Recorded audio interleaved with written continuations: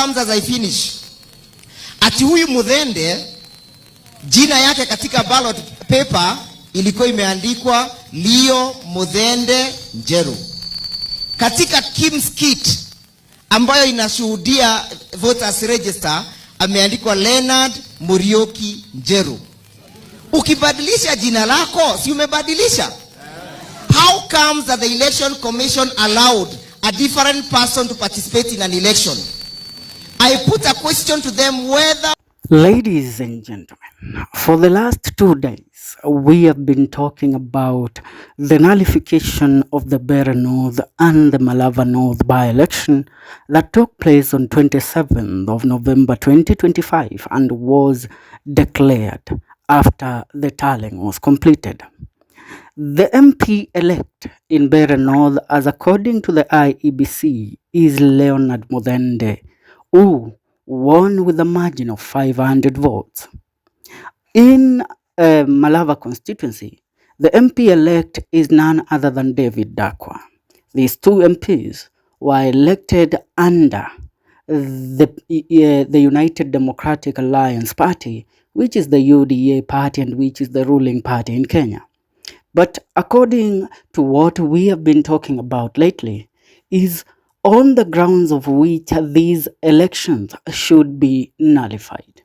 Now, I took my time to actually consult some lawyers in the Republic of Kenya who have given me the grounds on which an MP who is elected and announced, awarded the certificate of election by the Independent Electoral Boundaries Commission, IEBC, can be nullified and the election can be declared for a rerun.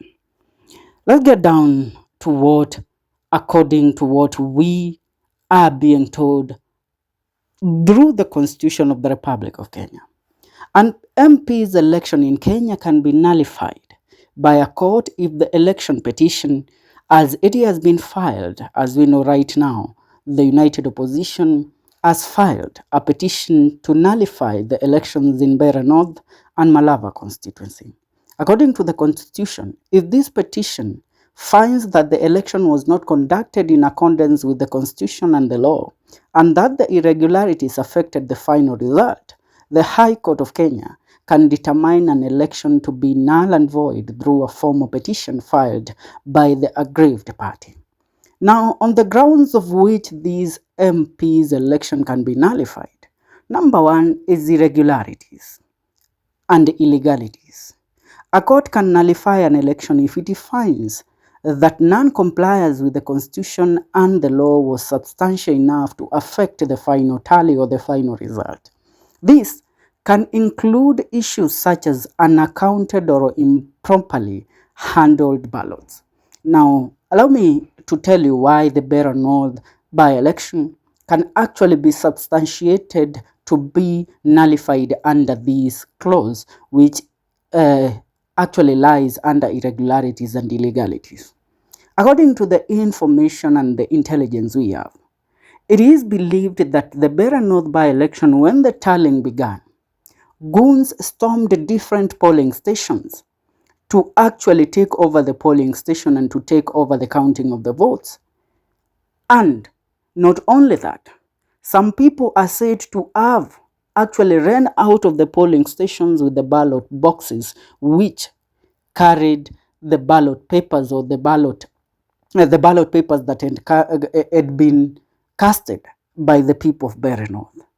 But the IEBC did not take this into account. According to the Constitution, if something like that happens, then the IEBC is supposed to actually stop the tallying immediately and actually verify if all the votes that had been casted can be accounted for. But here in Mbeere North, they never did that. On number two, the violation of the elections.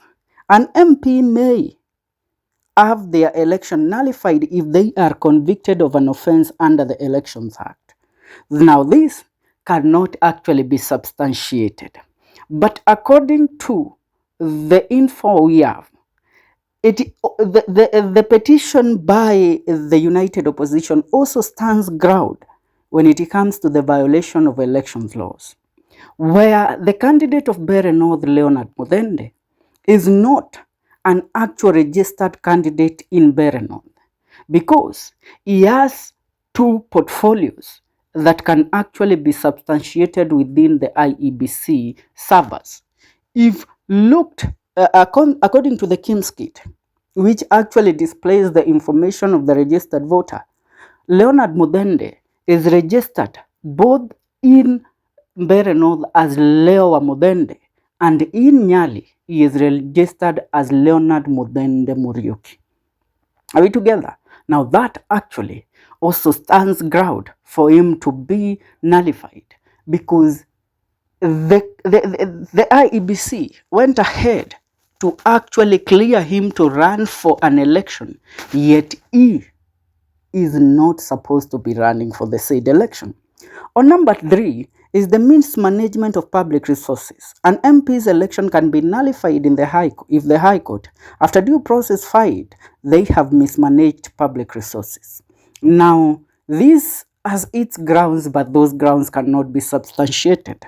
Remember, an article that was recently published days leading to the to the by-elections, there is an article that was published by the Standard Media Group and the Standard newspaper that read Muthende's mystery, where Leonard Muthende was accused of actually disappearing with over 500 million Kenyan shillings, meant to deliver, which was a tender that he had been given to deliver machines to Kenyatta Hospital. If that is actually substantiated, the candidate can have, he should be nullified. His election should be nullified. His certificate that he was given can be declared null and void, for he actually mismanaged public resources even before he ran for this election. On number 4, and which is the last, and which actually stands the ground and brings us to the conversation of the Constitution of the Republic of Kenya. Number 1 is the breach of the Chapter 6 of the Constitution of the Republic of Kenya. An election can be nullified if the MP is found, after due process, to have violated the provisions of Chapter 6 of the Constitution, which deals with leadership and integrity. Now, many of you might ask me, which is the Chapter 6 of the Constitution of the Republic of Kenya? Now, the Chapter 6 of the Constitution of the Republic of Kenya, according to the info that I received from our lawyer friends that have been following closely this story that we have been following, and to ensure that actually the real winners of these by-elections are declared, tells us that Chapter 6 of the Kenyan Constitution is titled Leadership and Integrity, and outlines the standards and responsibilities for state and public officers. It establishes that authority is a public trust that must be exercised with respect for the people, honor to the nation, and public confidence. Number 1, the main purpose: to ensure that those entrusted with public office are of good character and their conduct is beyond reproach, with a strong emphasis on avoiding conflicts of interest. Now, here, I will take you back to the article published by the Standard newspaper.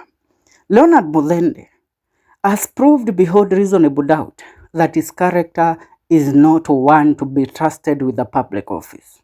According to the intel we have, the Ethics and Anti-Corruption Commission had an arrest warrant out for Leonard Muthende for the said tender that he acquired through Kenyatta Hospital, where he was supposed to deliver some certain medical machines, which he never delivered, and those that he delivered were fake machines.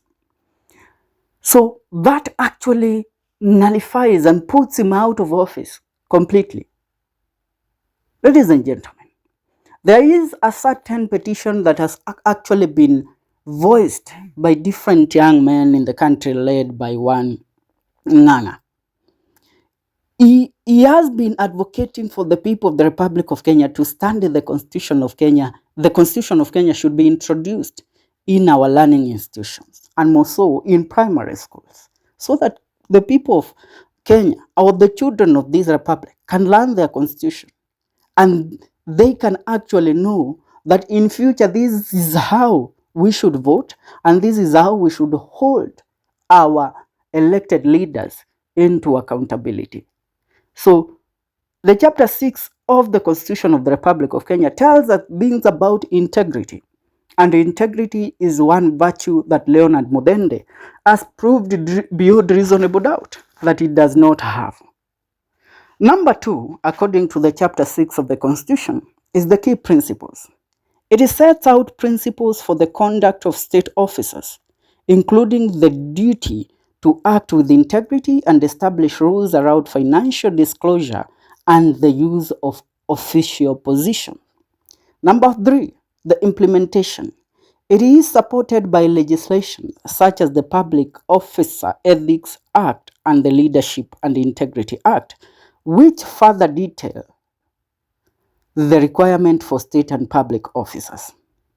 Ladies and gentlemen, this chapter 6 of the Constitution of the Republic of Kenya is the ground in which the whole case of Leonard Muthende will be nullified. The process of nullification. A petition is supposed to be filed. An election petition is filed in the High Court by an aggrieved party after an election. Now, the court determination is number 2. That is the second process of nullification. The High Court hears the petition and determines if there are irregularities or illegalities occurred, and if they were significant enough to have affected the outcome of the election. That is something we have actually touched, because votes were stolen.